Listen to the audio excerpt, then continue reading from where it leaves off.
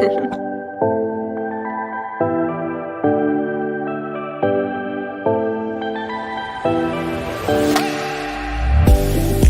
to Remembering Your Oneness with Xane Daniel and Monika Kupiec, where we know everything, and so do you.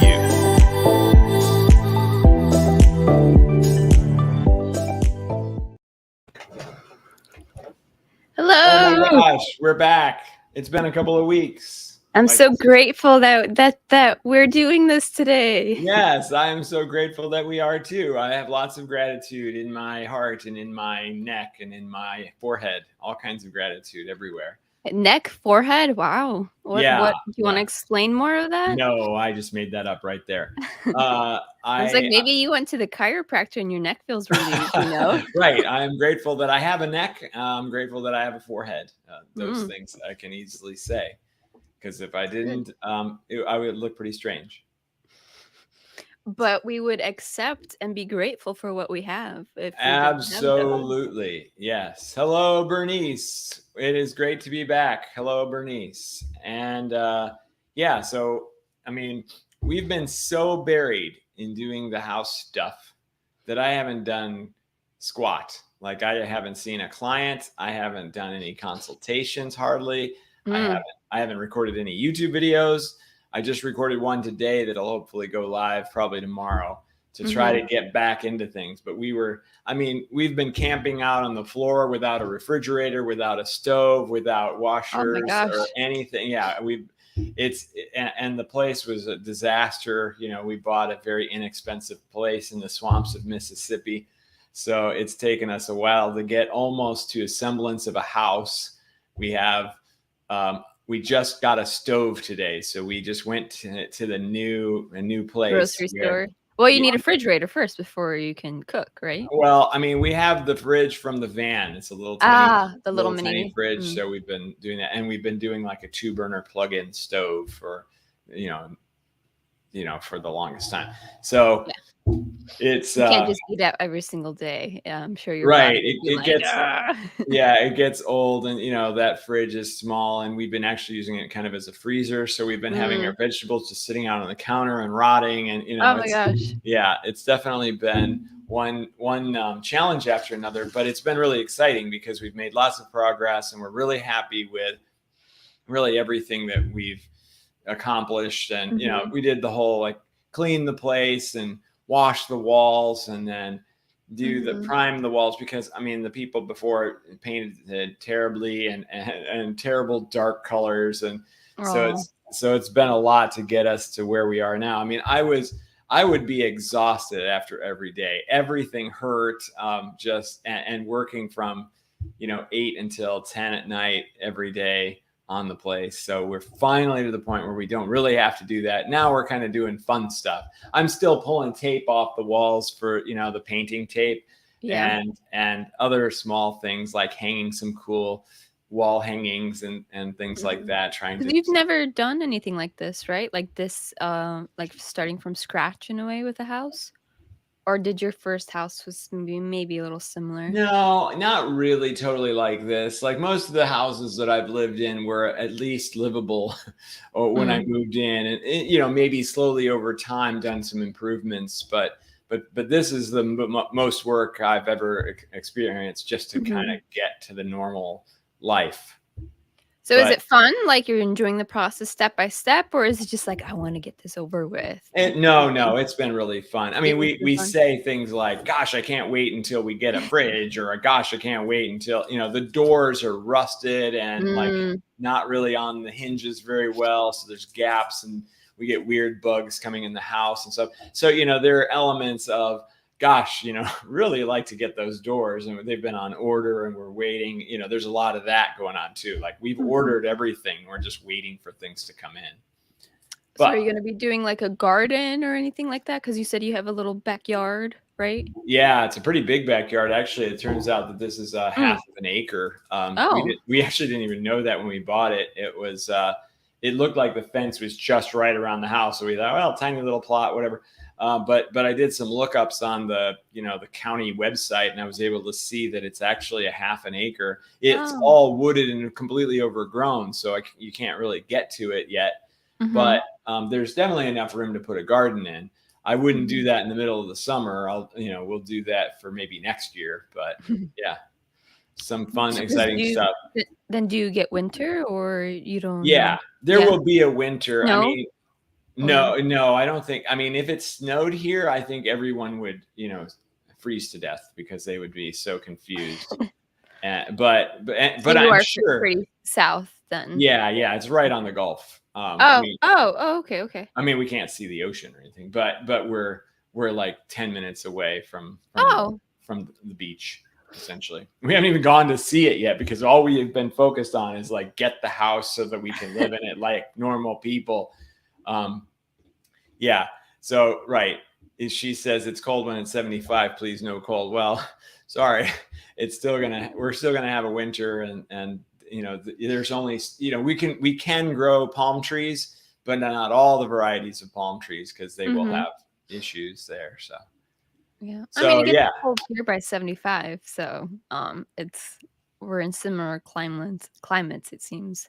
Yeah. Well, I'm sure it's going to get in the 50s and probably the 40s at night here during the winter. But yeah, so definitely very much to be grateful for. And I'm reading what Bernice has written here. Been there, done that. My goodness, at the time we don't think of it, but you can see the light at the end of the tunnel. Grateful for the long days, the good limbs. Yes, I have good limbs. The ability to make it new. Yeah, I mean, it is. What's cool about it is the house was built in 2015. So even, it doesn't look like it because the people beat the ever living crap out of it. Like they had dogs that chewed up all the door frames and they did a terrible job when they painted, and they did a terrible job on the flooring. I mean, we've ripped it all up and out. So it's been a pretty major renovation project. But Bernice is totally right. Every day, at the end of the day, it's been a wonderful feeling to be exhausted but feeling accomplished for what we've done. So it's been great. Yes, Jaybird says we will have many palm trees. And I agree. You're going to plant some palm trees in your backyard? That's the hope, yeah. It is a flood zone, so I'm not totally sure. I would imagine this yard gets flooded every once in a while, so I'm not totally sure how well a palm tree will withstand a flooding and for how long. So there's some more to learn about all that. I kind of want to be here for a little while to kind of observe. To see what to do first, yeah. In case if you don't want to build, maybe you build like a patio that's a little elevated or something. So that way the flood can go under it or something. You can still enjoy being outside.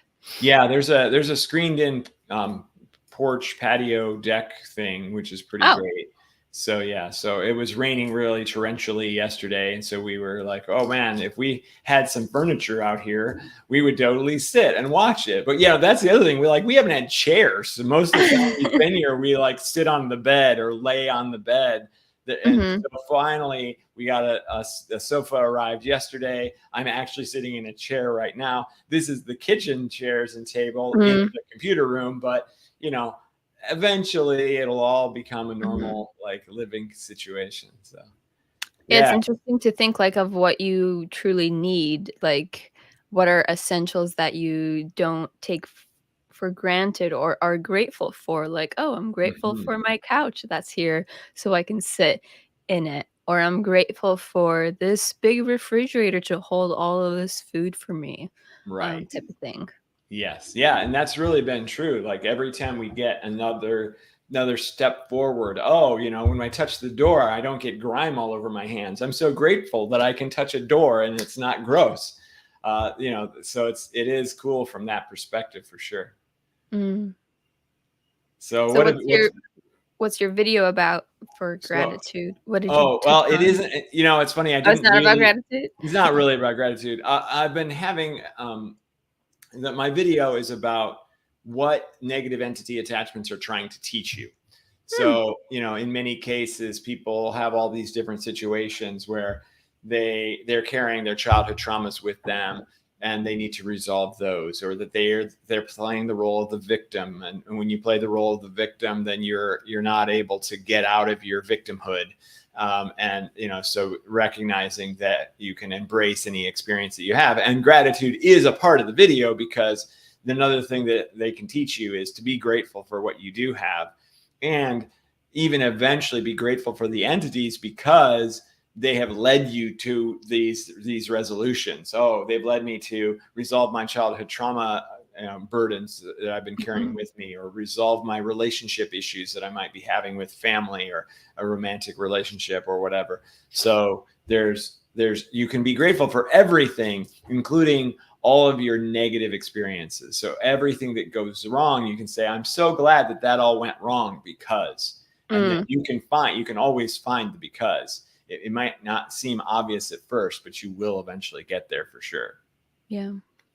So can a negative entity attach onto someone else like that? Maybe whether it's you trying to help someone else, could the negative entity ever come to you? Or would it be, or if someone is around certain people and then that negative entity decides to look, oh, I'm going to go to this person today, or I'm going to try latching onto this person and see what happens? If there's a reason for it to. So, like for instance, I've worked with Reiki practitioners, right? Because they're bringing people into their space, they're doing their Reiki, and then they experience a negative entity from the person that they were working with. The entity leaves the person they're working with and attaches themselves to the practitioner.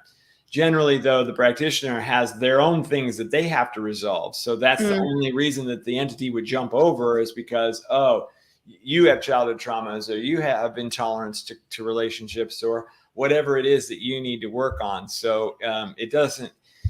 If you are in high vibe, or you're doing great, or you're on your path, or whatever, then you just because you're near someone, or because someone sheds an entity, doesn't mean that you're going to get it. It's not about the entity, and it's not about the other person. It's always about you. About you. Yeah. Or your, like you say, your soul contract in a way. Yeah, absolutely. Yeah. Yeah. And Bernice says, yes, they can hop from person to person. Yeah, definitely. Interesting. So how are things been going for you? We haven't spoken in 3 weeks or so. What's new with you? Yeah, so I'm just getting ready for a big art festival in July. It's the 16th and 17th. It's in Hawaii. It's like the only like official art festival that we have. So it's kind of a big deal. There's like 85 or close to 100 of us that are participating in it. So I'm just getting ready of finishing up a surfboard that's like with heavy textures. I think I was showing Jaybird it. So it's like very exciting because usually when I paint, like sometimes I just free flow, or usually I'm painting other people. But this one I had just like, well, what's my theme gonna be? And at first I was gonna do this one wave that a lot of people liked. It was of this my one friend's energy painting that everybody enjoys looking at. But then when I was doing the color, it was just like, this feels weird. Like it almost didn't want to be replicated. So then I really thought about like, well, what is my happy place here? Where do I feel most myself? And there's this one beach that I like to go to. It's called Pipeline. It's where one of the biggest waves in the world exists, and it's also the wave that I embed people's energy in when I make the wave. And so I decided to paint the guardian of that surf break, and I already did it as an abstract. So I decided, well, why don't I put it into a wave? Because maybe more people will resonate with it, or maybe we'll just give it like a different dimension.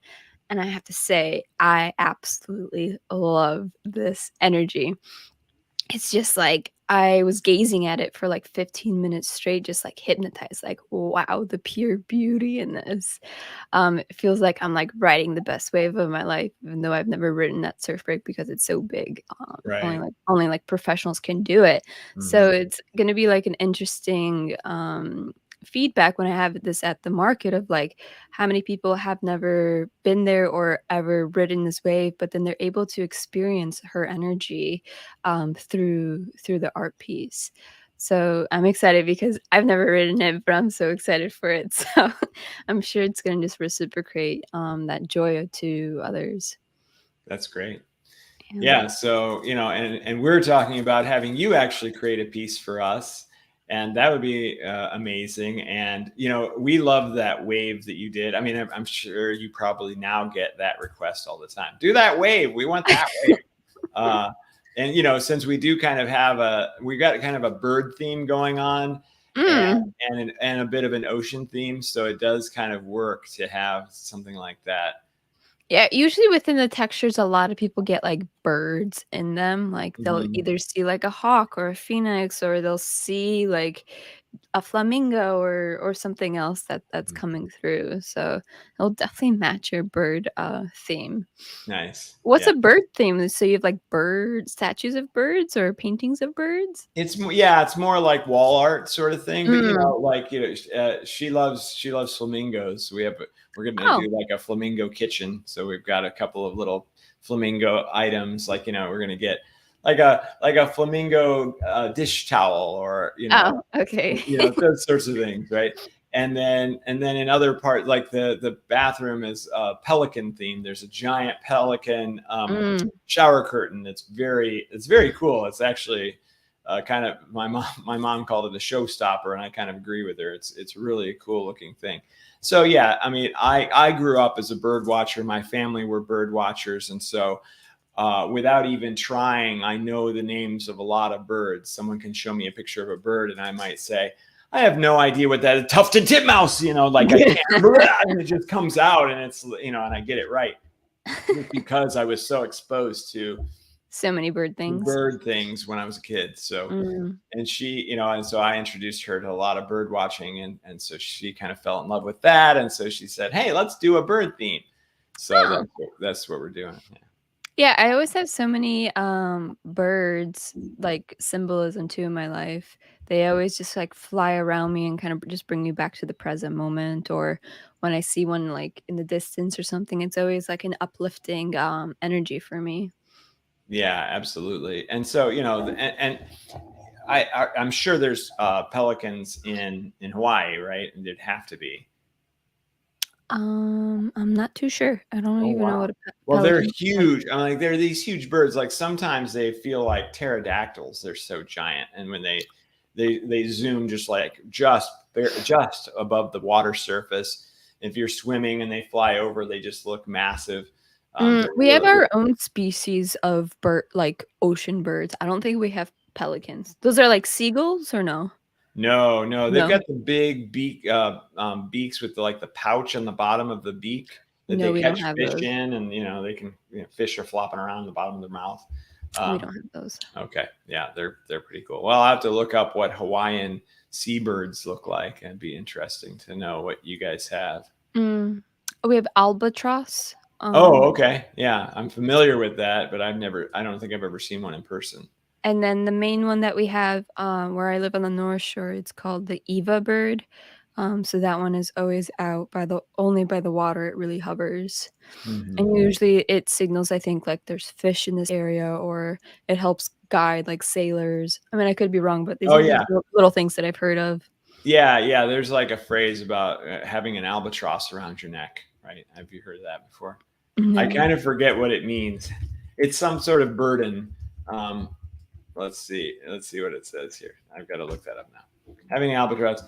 An albatross is a large seabird. Yeah, yeah, yeah. Sailors. Oh, okay. It comes from a poem Mm. in the rhyme of the Ancient Mariner, in which a sailor who shoots a friendly albatross is forced to wear its carcass around his neck as punishment.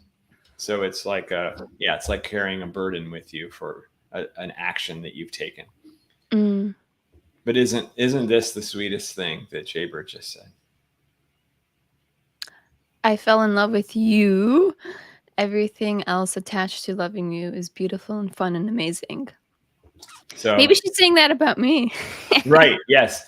Or she's saying she doesn't actually like birds. She just loves birds because she loves me. Yeah, Oh, maybe that's what she's I saying. fell in love with okay, okay, okay. Yeah, because you said you made her fall in love with birds, and then she's like, "I fell in love with you." Right. Yes, it's very. So cute. Yes. So yeah. So all right. Why are we talking about gratitude? Like, what does gratitude actually do for someone? What have you experienced, Monica? As like, what's the value of being grateful? Let's see. Well, I feel like it's just about appreciating the present moment. It goes back to that. It's like, wow, I have enough right now and I am content and I feel happy.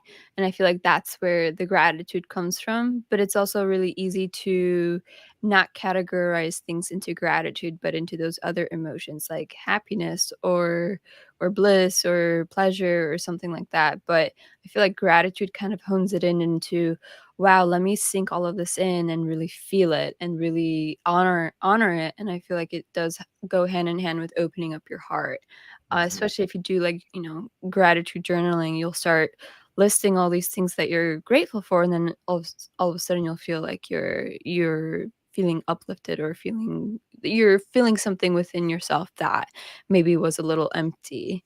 But I also feel like you have to be careful about gratitude because I think your ego could sometimes get intertwined with it, where you're grateful for more materialistic things versus like different emotions or sensations or experiences that you have. Like I can say I am grateful for the split in the head that I got from my surf accident Right. because that led me to, really um, honoring my space, seeing my worth, and seeing where I value my time. And then shortly after COVID happened, and then I started painting full time. So it's like I'm grateful for this tragic accident, and not that, oh, I'm grateful for my art business that I'm having. Like obviously I'm grateful for that, but I feel like the stem root of my gratefulness is actually from the surf accident. Right. So I feel Yes. like you could go deeper into gratitude if you truly go into experiences versus the objects or things that you own or have or something like that. Like Yeah. obviously I feel like those are more of like passive like things to be grateful for, but I think to be truly grateful you really got to go deep into the root of what shifted within you that has led you to all of the things that you own or this experience Right. that you're in right now. Right. Yes, I think you nailed it very well, especially talking about what it does is it brings you to the moment, living in the moment, not living in the future or in the past, being grateful for what you currently have.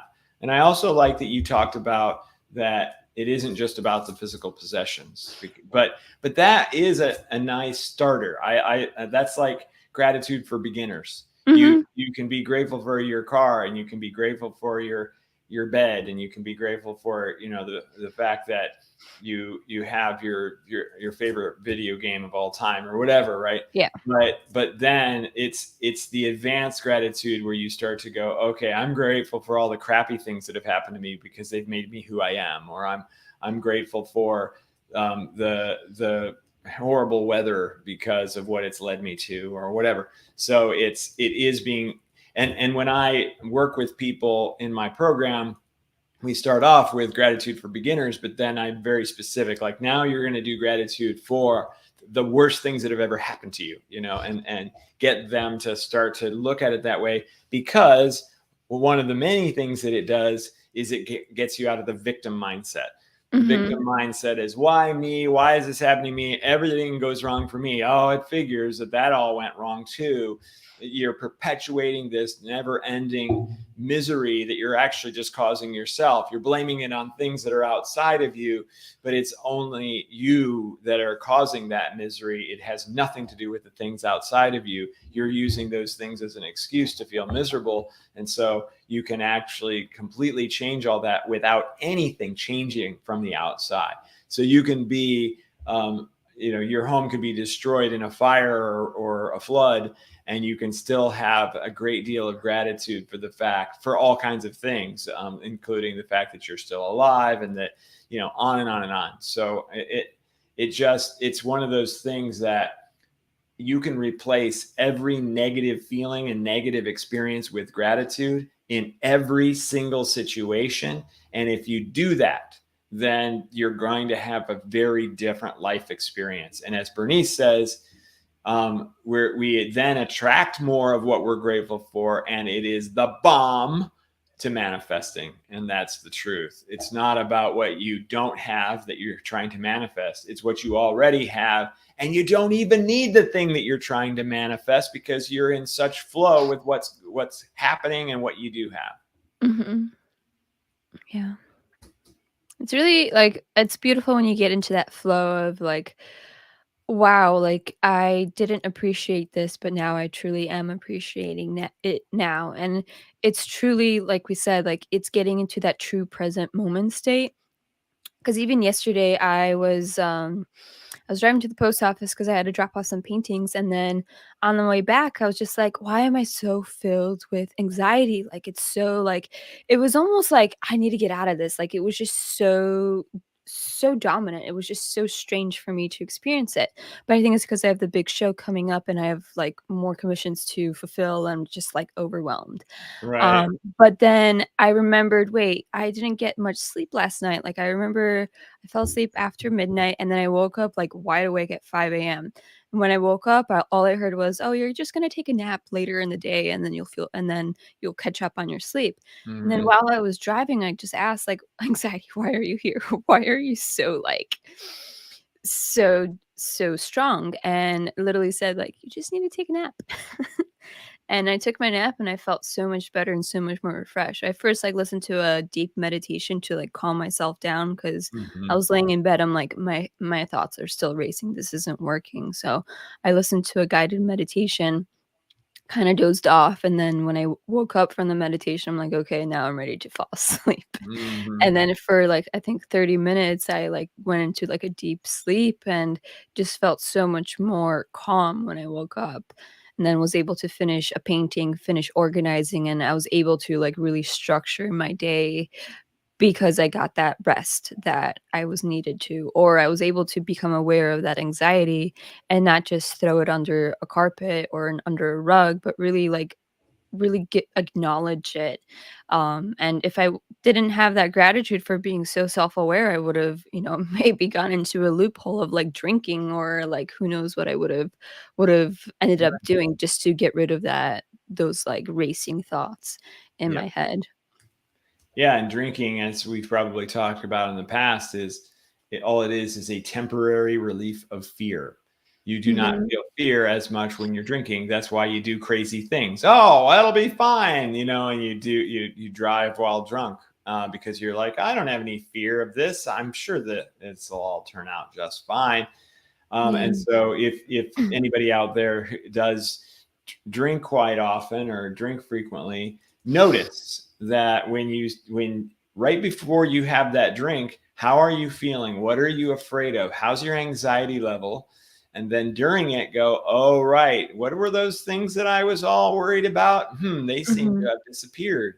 Isn't that interesting? And realize that that's really all you're doing is you're self-medicating to make yourself not feel fear. There are much better ways, and one of them is, ta-da, gratitude. And you can feel grateful for everything that you have rather than everything that you're afraid of. Yeah. And then you could It's be grateful for everything that you're afraid of because it probably leads you to more self-discovery. mhm. And even, if you list out your fears too, you can kind of tell like, well, or ask or decipher them even more like, well, where is this coming from or where is this root problem coming or Mm-hmm. channeling into this fear in a way or or translating into this fear. I think there's a different word for it. But it feels like when I tackle some of my fears, like I usually go into the mountains and ask nature to help me, or I go on a difficult hike where I really exhaust myself and realize when I get to the top of the mountain or at least to a good viewpoint, it's like, wow, like that was just all in my head and I can really enjoy this present moment of this beautiful scenery or of this beautiful challenge that I had of going through up this mountain and then having the struggles, breathing heavily, and then, making it or getting that relief from removing or not like instantly removing that emotion, but just finding the relief in the present. Yep. Yeah, 'Cause and you it's always sorry to cut you off, but you always no, say you're when right. you're with your clients, like, what's your pain level now or what's your Suffering. feeling now from a scale of 1 to 10. 10, and usually it's, like, very low because in the moment you don't truly, like, feel it. It's really just a memory or it's like, or a different state of mind that you're in or a different scenario or a different environment that you're in that maybe that pain level might be higher. But if you Right. truly ask yourself in the moment, like, it you kinda already make that disconnect of, "Oh, I'm not a part of this anxiety or I'm not a part of this fear. It's really just in my head." And then in my head, that's all signaling my body to react into a flight or fight mode or where I'm nervous, I'm sweating, or my heart is like racing. But then when you choose self-awareness or presence comes through, that's when you're able to calm that nervous system down or really acknowledge, well, what does my body really need? Like yesterday having my little anxiety panic attack or whatever, i I acknowledged it, asked it what it needed, took a good nap, and then kind of resolved it. And last night, I had a wonderful, fantastic dream. I was making out with Superman, and it was just like so amazing. It's the guy from The Witcher too. And I'm Wow. like, wow, I must have released something last night, and I feel really good today. That's crazy and amazing. I never would have. Okay, so that's a funny dream. You threw me off. I was gonna talk about something else, and now I'm, like, blown away by that.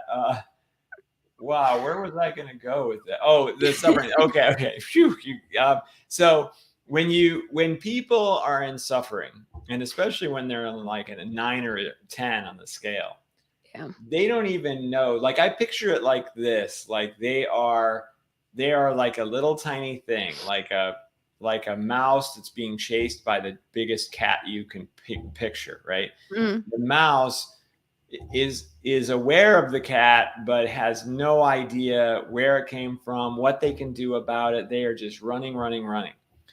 And when I say, okay, so what's your suffering on a scale of 1 to 10, all of a sudden they've got to look back at the cat and go, how big is the cat? Like, I've just been running blind, right? Like, I'm not mhm, paying any attention to this. Oh, okay. Wow, it's pretty big. Okay, so now that makes you stop running and turn to face the thing that you're so afraid of or that you're suffering from so much. It changed as soon as you do that, things start to change because you can mm, just get trapped in just running, running, running, running, running, never ever getting any progress, never understanding what's happening to you. But when you finally get to the point where you can turn and look at it and say, "Oh, that's what's happening," that begins a process of again facing it. And so, what's the phrase? What you resist persists. mm. So if you are essentially running from it so much that you're in such resistance, the opposite of that, of course, is gratitude. And to turn and look at the giant thing that's chasing you and going, well, I'm grateful for you. That changes everything. Now all of a sudden you're not afraid of it so much anymore. You're not tortured by it so much anymore. And you start to become much bigger. So even if the thing was a scale of a 10 and you were a scale of 1, as soon as you turn to look at it and say, I appreciate you, thing that's suffering, then all of Mhm. a sudden you start to get larger. And usually the suffering starts to get smaller. And that's why within 6 or 7 weeks, people go from a 10 on their suffering down to a 1 or a 0, because we just change the way that they look at suffering, and it changes the way that they experience life. Mm, yeah. It's so fascinating how, once you start just becoming aware of yourself and just these little things that, like, I guess, trigger you in a way that once you go head on into them, that you're so much more powerful and so much more than those things that you imagined in a way or that you manifested or whatever. It's almost like a video game. Like, well, what's the next level? Like, what's the next challenge that is like coming up? And I feel like the people that truly love to feel challenged, find excitement into like this like spiritual realm in a way of like, oh well, what is this thought meaning it have a meaning for, or what is this emotion or this reaction that I gave to someone? Well, why did I do that?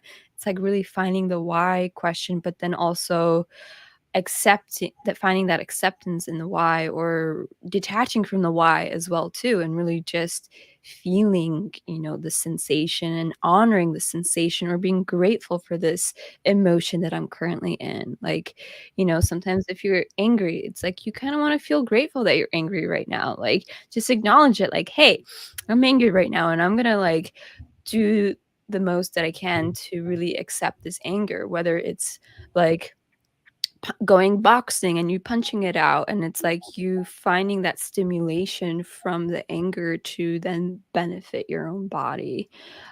It's really, I don't know, I feel like life is really cool. It's amazing. I say it all the time. We're miracles observing miracles.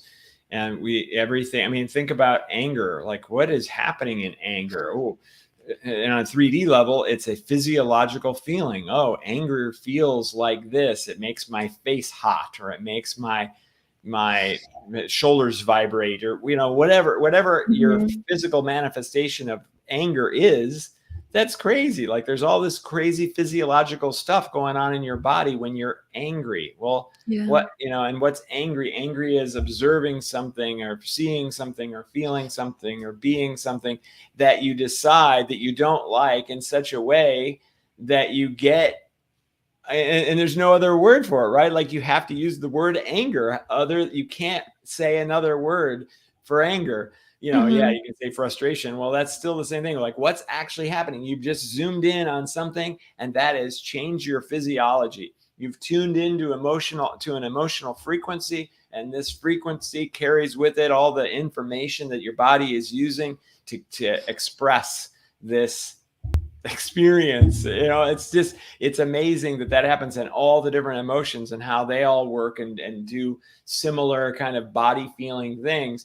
But it also happens at an energetic level, and you can see it Mhm. and feel it in others just by being around them, or seeing their facial expression, or feeling their emotional energetic frequency. I mean, it's really fantastic. And when you think about us as just like radio frequency delivering systems, then we're walking around, and now we're sending out this frequency, and then something happens, and then we're sending out a different frequency. Mhm. And then you can think of big groups of people and how they all respond to a certain situation. I think of sports a lot, because everybody is in the stadium wanting the same thing to happen, right? Like, they want their player to run across this line while carrying a ball during a time period, or throw a ball and get caught, or go into a hoop, or it's like really ridiculous what's actually happening there. But there's Mhm. 10,000 to 80,000 people that are all in the same space,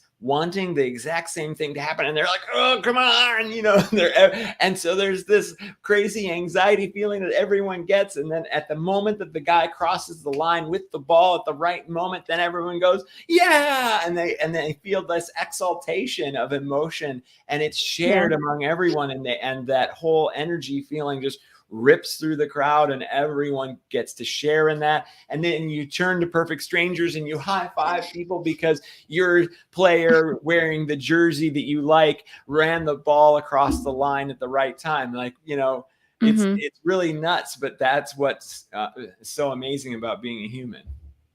Yeah, there was this like interesting not interesting, similar sensation. I always find New Year's Eve to be one of those like really cool feelings, similar to what you just explained with the Yeah, sports yeah. thing. So one year, me and my old roommate, we went up side of this like one mountain, and it overlooks the big city and then many other cities, and then you have like the mountains in the back.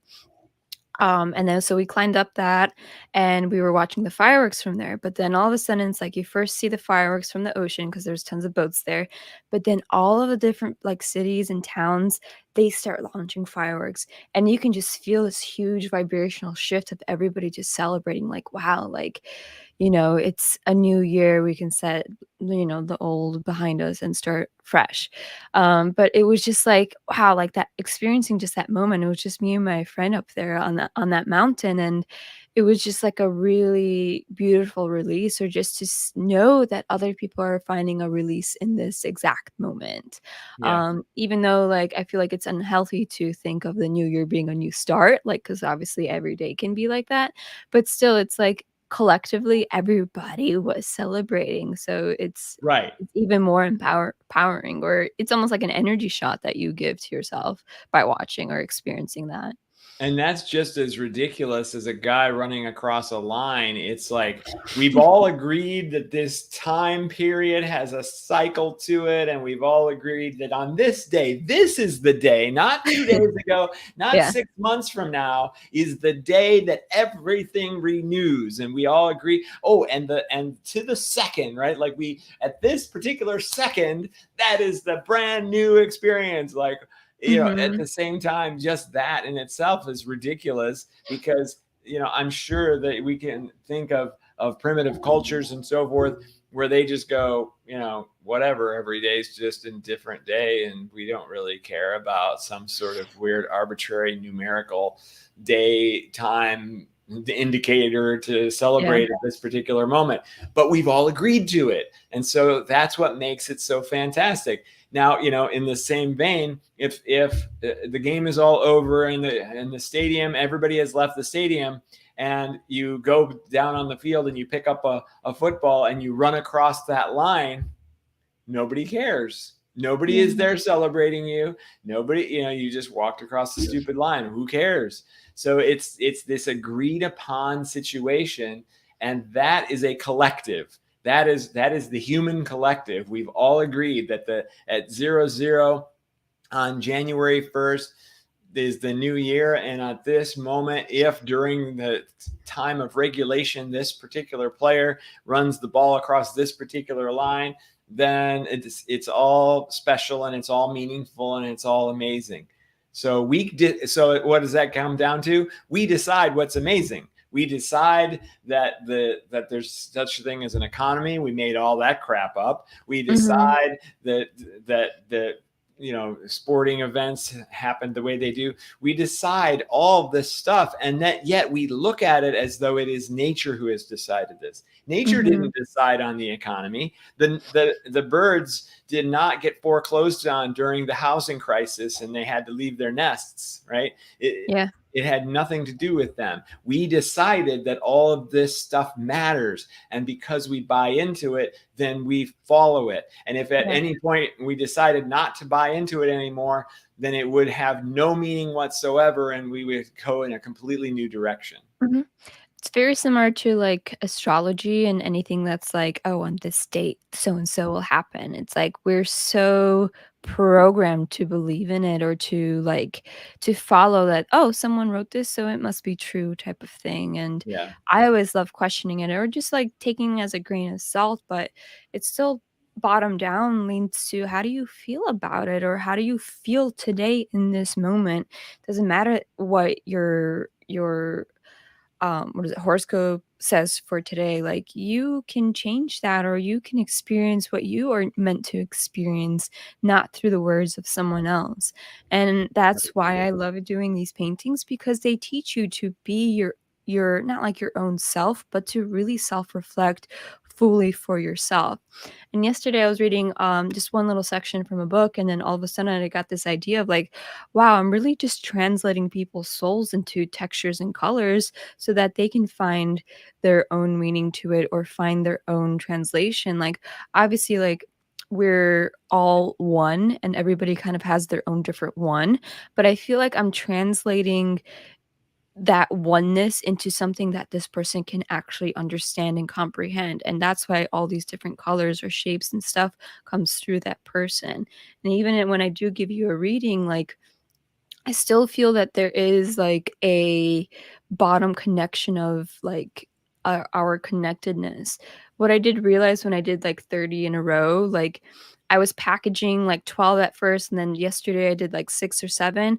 There was actually like a common theme between those group of people that I decided to pack at the same time.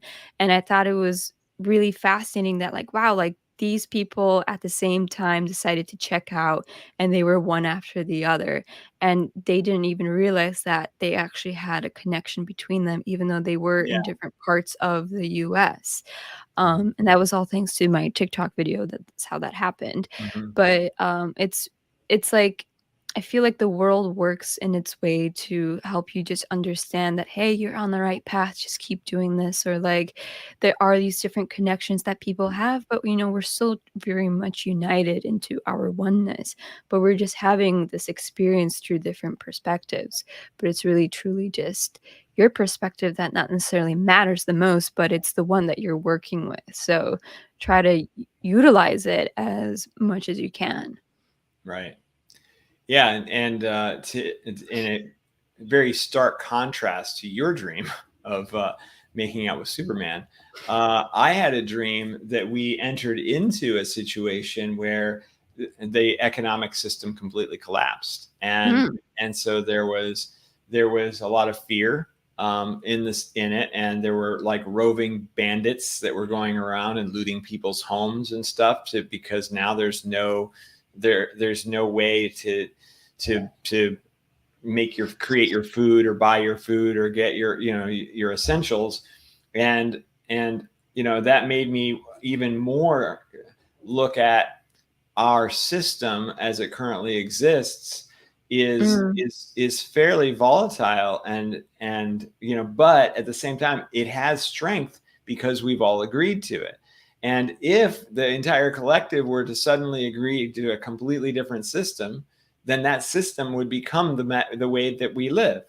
So and it is amazing because we are fully capable of creating abundance for all. We can create housing for all, and we can create food for all, and we can create clean water for all. And we are it's so easy to do that. It's ridiculous. Like all you've got to do is go, hey,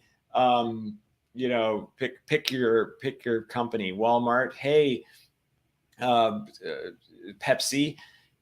Here, we're going to give you billions and billions of dollars if you provide food, housing, and water for every human being on the planet. You know how fast it would happen? It would Yeah. be instant. And so that's the power, because we can easily do it, but we're not incentivized to. So Mm, if all of a sudden we were incentivized to do something like that, there would be no more trouble in the world other than minor disagreements. And that's how powerful we are, and that's how easily it would be to change absolutely everything. So even though that dream was kind of dire, it reinforced in me again this idea that there doesn't have to be any dire at all. We can mm. totally be and experience anything that we truly want to. We just got to agree to it. You had that last night? The dream? Yeah. Yeah. Oh. I mean, it could just, like, symbolize how did so one tip someone gave me was, "How do you feel right when you wake up from the dream?" And that's actually more important than the dream itself. So, like, when I woke up, I felt lots of love, I felt very good, like, I felt like, o just very complete. And so what would how did you feel when you woke up? Well, there was that transition from the dream experience to reality, where Yeah. I didn't realize that wasn't real. So Mm, so I carried with me the like fear of like, okay, how am I gonna survive in this situation? And then I mm. actually kind of went, I don't really need to survive, right? Like See? I'm totally fine. Like I've had an incredible life. Um, I don't have to subscribe to that fear and be in that place of desperation trying to survive. I can be totally fine with whatever happens. Yeah.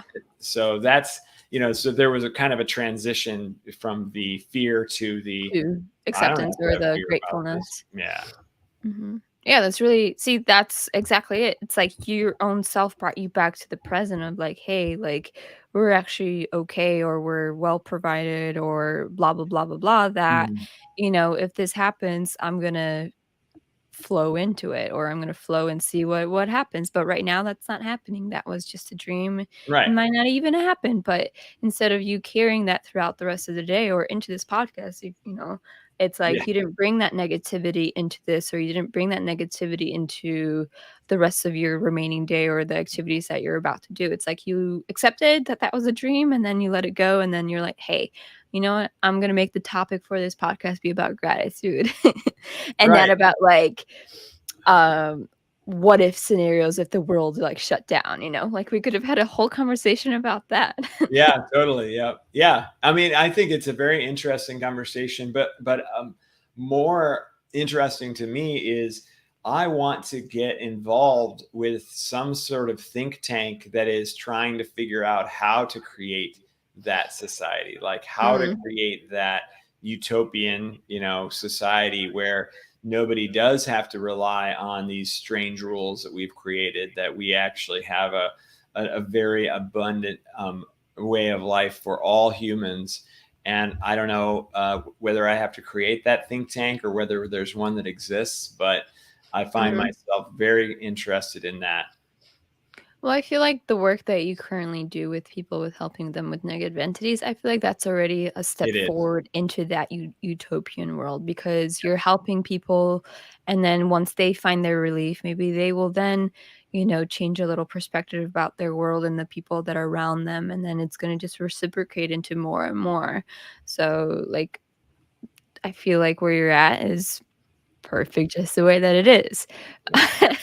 But, yeah, like, then But now I, it's like, but well, I'm, but now you got this idea from the stream. It's like, well, where Mhm. else can I put my energy towards, or who else can I reach, or what are different platforms that I can reach other people, to attract these like-minded people that also want to create a reality like this, or to help shift how the world works.